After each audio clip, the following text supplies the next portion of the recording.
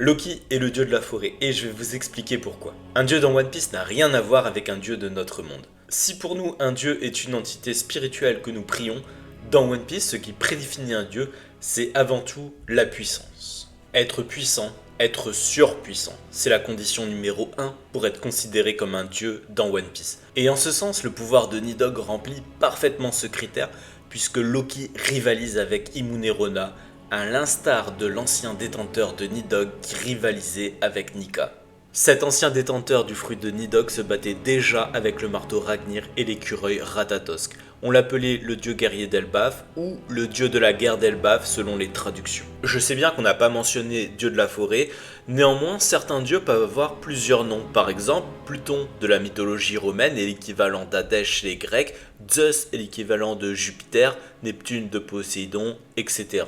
Et si la traduction officielle s'avère être dieu guerrier, c'est un titre qu'on peut donner à tous les dieux de One Piece. Par exemple, les 5 doyens sont tous des dieux guerriers d'un domaine spécifique. Nika est également présenté comme le dieu guerrier de la libération, de la destruction ou du rire. Maintenant qu'on a levé cette objection, je vais vous montrer tous les indices qui me laissent penser que Loki est l'incarnation du dieu de la forêt. Tout d'abord, le plus évident, c'est Yggdrasil, l'arbre d'Adam d'Elbaf. Logiquement, un dieu de la forêt doit être là où il y a un arbre ou une forêt. Et on en a rencontré plusieurs sur le parcours de Luffy, mais lequel est le plus impressionnant et significatif ?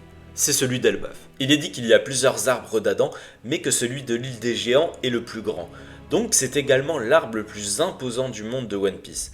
Le seul qui pourrait rivaliser serait l'arbre d'Eve, mais il est caché sous Redline. Que sait-on sur le dieu guerrier d'Elbaf, l'ancien détenteur de Nidhogg ? On sait qu'il maniait le marteau Ragnir, qu'il était accompagné de Ratatosk, qu'il a connu Imunerona et qu'il a combattu Nika. Donc on ne sait vraiment pas grand chose. Cependant, dans ma théorie sur Pluton, j'avais émis l'hypothèse qu'il ait été le chef de la Galera.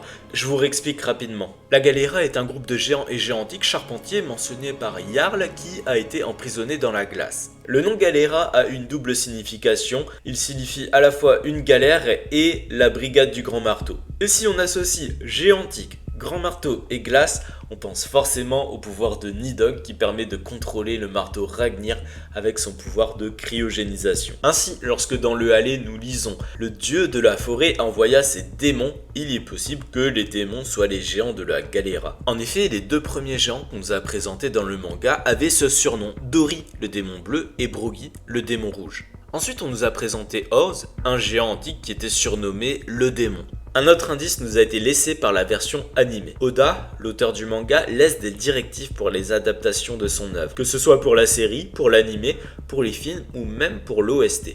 Et lorsque Robin lit le Halley, on nous montre des parties bien précises de la fresque. Par exemple, lorsqu'on parle du serpent aux flammes infernales, on nous montre cet énorme serpent sur la droite de la fresque. Lorsqu'on nous parle du dieu soleil, on nous montre Nika. Et lorsqu'on nous parle du dieu de la forêt, on nous montre ce monstre au milieu de la fresque. Et je sais pas pour vous, mais pour moi c'est clairement Nidhogg qui est représenté ici. Maintenant, intéressons-nous aux 5 éléments japonais. En réalité, il y a 2 groupes de 5 éléments. Le Godai qui vient du Japon traditionnel et le Gogyo qui est plus répandu mais qui vient à l'origine de la Chine. On a certains éléments qui peuvent être associés à des personnages de One Piece. Le plus évident, c'est le feu pour Luffy. Dans le Godai, il est associé au soleil, à la chaleur, à la digestion, à l'énergie vitale, à la passion, à la volonté, au courage, à l'ambition, à la créativité et à la puissance. Dans le Gogyo, il est associé à l'énergie, à la couleur rouge et à la joie. Je sais pas comment vous pouvez ne pas voir Luffy dans tous ces exemples.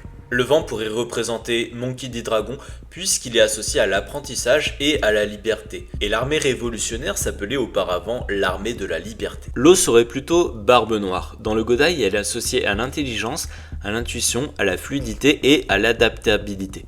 Dans le Gogyo, elle est associée à l'hiver et au froid, à la couleur noire et à la peur. Imu est associé à l'élément du vide / ciel, déjà parce que Mu ça peut vouloir dire vide en japonais, qu'il trône sur le siège vacant et qu'il est le roi des dragons célestes. Dans le Godai, le vide ne signifie pas rien du tout, mais plutôt un espace dans lequel tout peut apparaître, ce qui fait penser évidemment à tous ses pouvoirs. Il est associé au ciel, au silence, à l'esprit qui dépasse la matière, c'est l'élément le plus spirituel de tous. Ces 4 éléments sont assez faciles à relier à des personnages de One Piece, Pour les autres, c'est pas forcément aussi évident.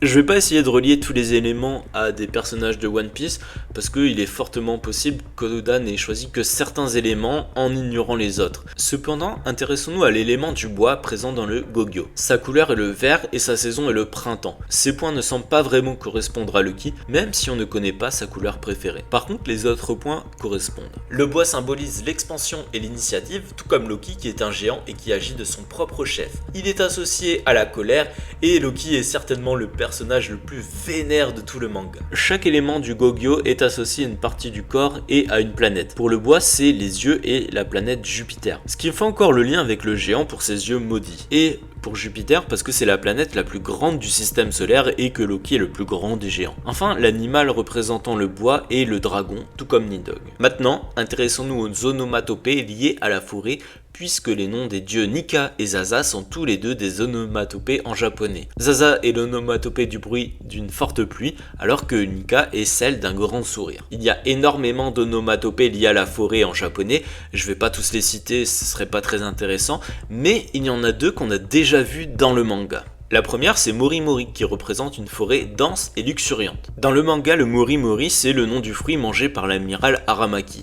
C'est d'ailleurs un homme forêt et on peut se demander si ce n'est pas lui le dieu de la forêt. Et je ne pense pas car tous les pouvoirs des amiraux sont liés aux dieux. Par exemple, Sangoku a mangé le fruit du Bouddha, qui est lié à Imu puisque lorsqu'on superpose les caractères japonais de son nom, on obtient les mots dieu et Bouddha. Fujitora a un pouvoir de gravité, ce qui le lie au dieu de la terre. Kuzan a un pouvoir lié à l'eau, tout comme les dieux de la mer et de la pluie. Enfin, la lumière de Kizaru et le magma d'Akainu sont tous les deux liés au soleil. La deuxième onomatopée, c'est Mosa Mosa, qui renvoie à une végétation dense. Or, Loki parle justement à une dénommée Mosa par escargophone. Je vais vous expliquer pourquoi je pense que Mosa est en réalité Shirahoshi, puis on verra pourquoi ça montre que Loki est le dieu de la forêt. Il y a un parallèle évident entre Loki et Shirahoshi. Ils sont tous les deux des héritiers et les plus grands de leur royaume. Le premier est enchaîné au premier niveau de l'arbre d'Adam et ses seuls amis sont des animaux. La deuxième est enfermée dans sa chambre au niveau des racines de l'arbre d'Ève et son seul ami est Mégalo, le requin. Si on compare les arbres d'Ève et d'Adam, le premier niveau d'Adam, le monde souterrain, correspond aux racines d'Ève, là où se situe l'île des hommes poissons. Le deuxième niveau d'Adam, là où les rayons du soleil atteignent la surface, correspond à l'archipel Saobody. Et le troisième niveau d'Adam, le royaume des cieux, correspond à Marie-Joie, le sommet d'Ève où vivent les dragons célestes. L'une des objections à la théorie que Mosa et Shirahoshi, c'est qu'elle dit à Luffy que Mégalodon est son seul ami, alors que Loki lui dit que ça fait longtemps qu'elle est lui son amie. Mais il est possible que c'est parce que Loki lui a demandé de ne pas parler de lui. Et une autre possibilité, c'est qu'elle considère Loki comme quelque chose d'un peu plus qu'un ami, si vous voyez ce que je veux dire. On sait que Mosa et Loki ne se sont jamais vus. Mosa dit à Loki qu'elle a vécu une expérience traumatisante récemment. Et dans la discussion, on comprend qu'elle n'était pas chez elle puisque Loki dit qu'il aurait tout détruit. On comprend aussi que ces personnes ont abusé d'elle. Or, Shirahoshi vient justement de se faire kidnapper par un dragon céleste à Marie-Joie. Et quand Shamrock vient pour recruter Loki, ce dernier refuse car il déteste les dragons célestes. Par son comportement, Mosa apparaît comme une personne innocente et pacifiste, ce qui correspond parfaitement à Shirahoshi.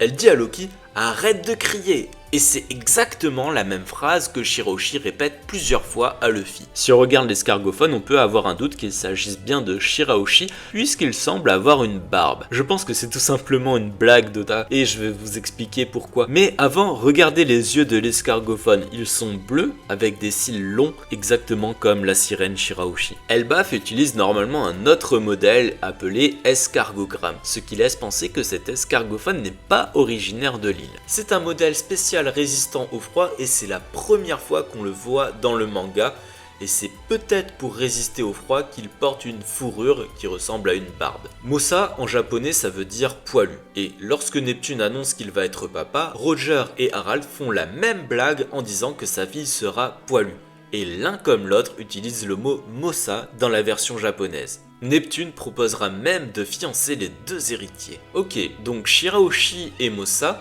mais en quoi ça montre que Loki est le dieu de la forêt? Eh bien, Shirahoshi est omnibulée par la forêt. Elle a des étoiles dans les yeux à chaque fois qu'on parle de forêt et son rêve est de voir une vraie forêt. De plus, Poséidon est le dieu de la mer chez les Grecs. Dans le Hallé, les dieux de la mer et de la forêt apparaissent tous deux dans le deuxième monde et ils semblent fonctionner par paires.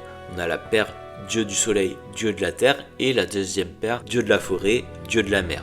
Selon la Bible, les origines de la vie sont le premier homme, Adam, et la première femme, Ève. Dans One Piece, l'amiral Aramaki dit qu'il y a deux sources de vie, la mer et la forêt. Si Shirahoshi représente Ève et la mer, Loki représente Adam et la forêt. Cela fait des siècles que le prince de la forêt et la princesse de la mer ont été séparés, mais nul doute qu'ils se reverront